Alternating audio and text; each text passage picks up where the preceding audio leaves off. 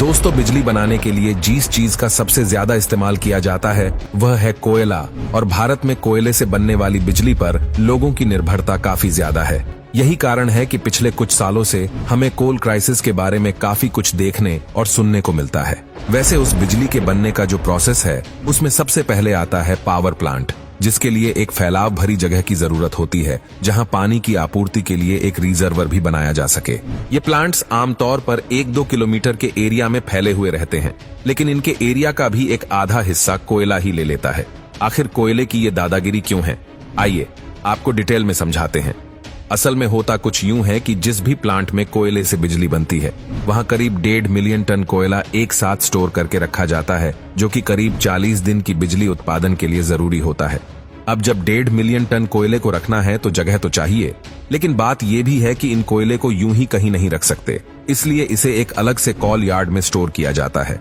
सबसे पहले कोयले रेलगाड़ियों में भरकर प्लांट तक आते हैं, उसके बाद रेलगाड़ियों के डिब्बों को आपस में अलग कर देते हैं।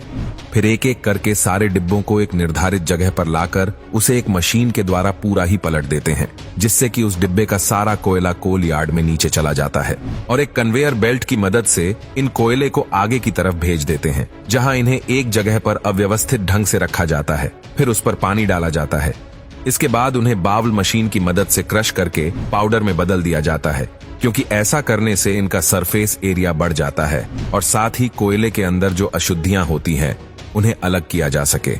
इसके बाद इस ब्लैक पाउडर को बड़े से बॉयलर में भेजते हैं, जहां ये बड़ी आसानी से आग पकड़ लेते हैं। आग पकड़ने के बाद जो कोयले की भारी राख होती है वो नीचे गिर जाती है, जिसे बॉटम ऐश कहते हैं, और जो हल्की राख होती है उसे फ्लाई एशेस कहते हैं, जो कि चिमनियों के रास्ते फिल्टर करके एटमॉस्फेयर में छोड़ दी जाती है। अब जो आग लगी रहती है वह सीधा उन ट्यूब्स को बहुत ज्यादा मात्रा में हिट पहुंचाती है जिनमें पानी भरा रहता है।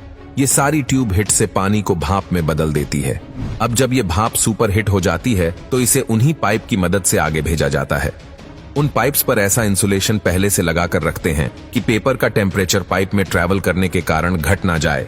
अब इस एलिमेंट की हिट और प्रेशर को टरबाइन में डाला जाता है, जिसके प्रेशर से टरबाइन रोटेट होता है। अब टेम्परेचर बढ़ने के कारण हाई प्रेशर पर जैसे ही पाइप से निकलती हैं, तो बहुत तेजी से टरबाइन को हिट करती है। टरबाइन के घूमने के कारण एक हाई मैकेनिकल एनर्जी जनरेट होती है, जिसे फिर एक बड़े जनरेटर में ट्रांसफर किया जाता है। बड़े से जनरेटर में होता कुछ यूं है कि मैकेनिकल पावर के कारण उनके पास जो मैग्नेटिक फील्ड होती है वो डिस्टर्ब हो जाती है, जिसके कारण उनमें इलेक्ट्रिसिटी जनरेट होने लगती है, जिसे कहीं स्टोर नहीं करते, बल्कि उसकी जगह उसे स्टेप ट्रांसफार्मर की मदद से आगे के सब स्टेशनों पर ट्रांसफर कर देते हैं। स्टेप ट्रांसफार्मर का मतलब यह है कि बिजली को हाई वोल्टेज पर सेट करके भेजते हैं, ताकि ट्रैवल के दौरान उसमें पावर का लॉस ना हो।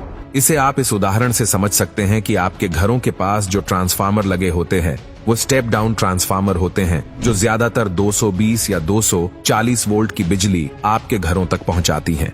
प्लांट्स में अभी एक जरूरी प्रोसेस ये होता है, वो है कि भाप को फिर से ठंडा करके पानी में बदल जाना। इसके लिए कूलिंग टावर अलग से लगे होते हैं, जो पानी और भाप को ठंडा करने में काम आते हैं। आपने ऐसे टावर तो देखे ही होंगे, ये सफेद से गोल ऊंचे टावर जिसे देखकर लोग बिजली प्लांट का अंदाजा लगाते हैं। दोस्तों, कोई काम अपने आप में इतना आसान नहीं होता।